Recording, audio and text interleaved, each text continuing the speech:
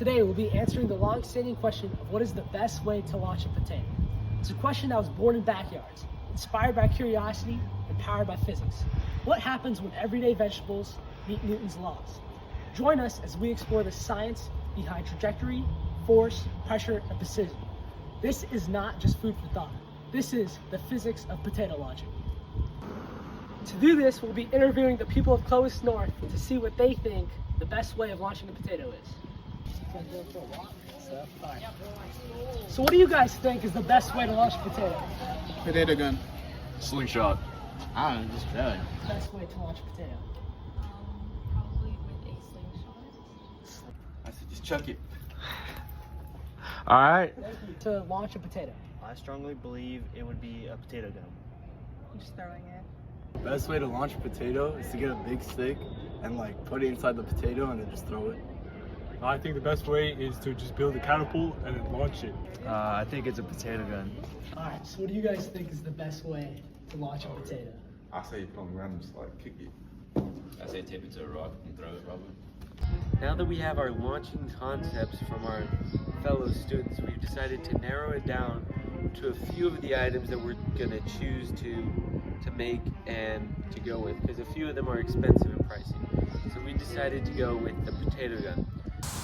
So as for how the potato gun works and what its design is, this is basically just a picture of the bones of it.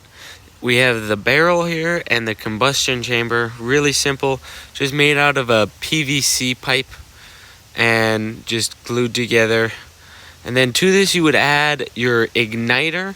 We're using just a simple barbecue lighter.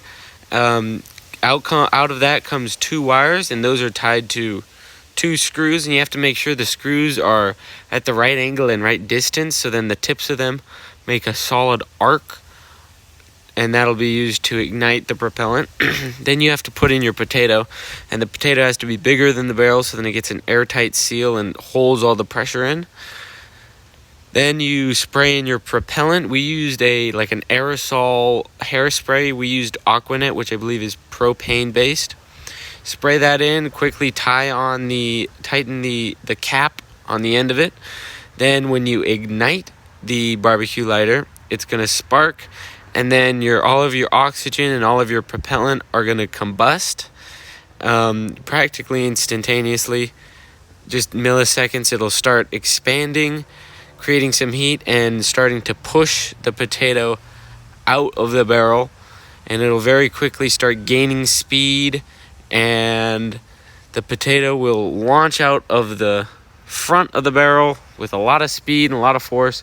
It'll fly very far, and all the gas will escape, making a nice big booming sound, resulting in a lot of fun for everyone involved.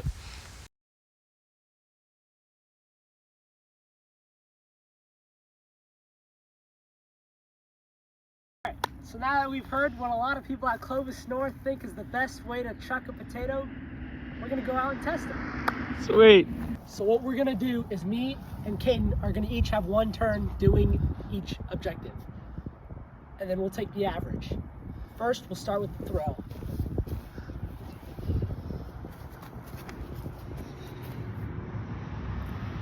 What a throw, what a throw. Now we kick it. There we go. The building process for this one is, like the kid said, we got a stick, we got potato, we put them together. Hopefully it works. So we're just gonna try not to break the potato too much. Got a potato on a stick. Now we throw. Gonna give him a bit more. Maybe if I throw like this. Maybe. Not sure what he meant, but. Oh.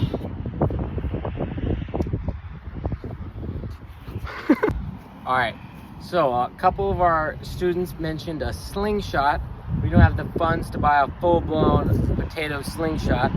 We have the next best thing, a slingshot in the more of the old-timey slingshot, kind of like the Goliath style. David, go.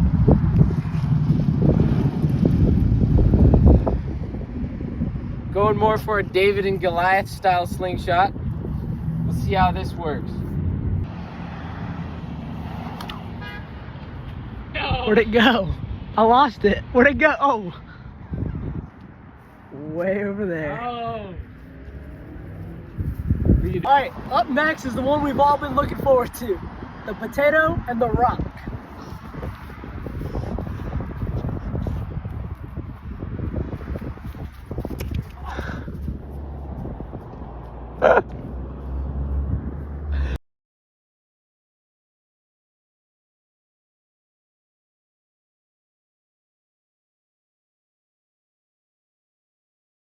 So when we finally got the potato gun designed, built, made, and tested, we were kind of struggling in the beginning to get it to work consistently. So we had to do a lot of trial and error to get it to the stage where we can test it with solid results.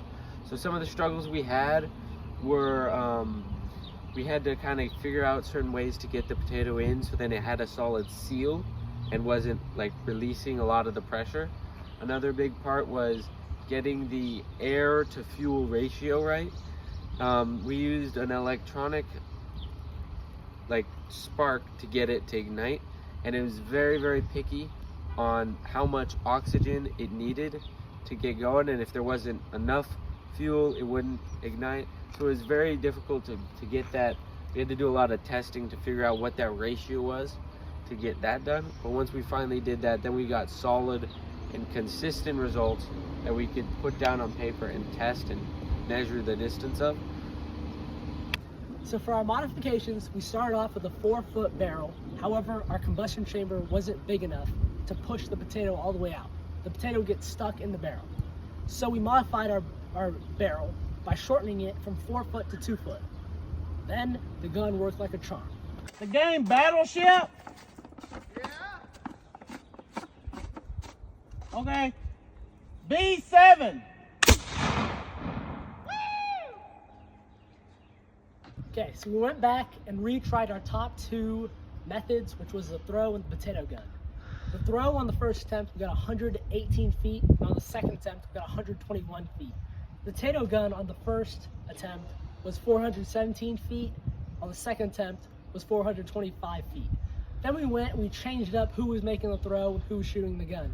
My grandma threw the potato 5 feet, but when she shot the potato gun, it went 419 feet.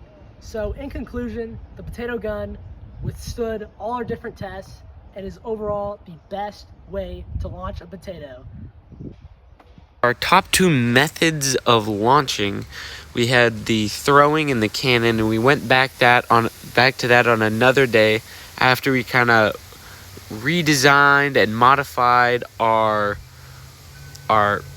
methods, our concepts of launching. We came back to it, and these are the kind of results we got. We had a lot more trials, a lot more throwing. As you can see, we have some outliners at the bottom of the page. Those were just based off of either who was throwing it or some of the mistakes that we had when we were learning how to really perfect the cannon and make it get good, consistent launches. These are the kind of results, pretty consistent pockets for both. Obviously, much further for the cannon than the throw, but we had some good throws in there. For pure funness, we asked everyone who is involved in each project to rate it out of 5, and these are the averages we came up. For throwing the potato, we got an average of 3.29, and for the cannon, we got an average of 4.79. So I'd say this project was an overall success and a great way to spend your weekend.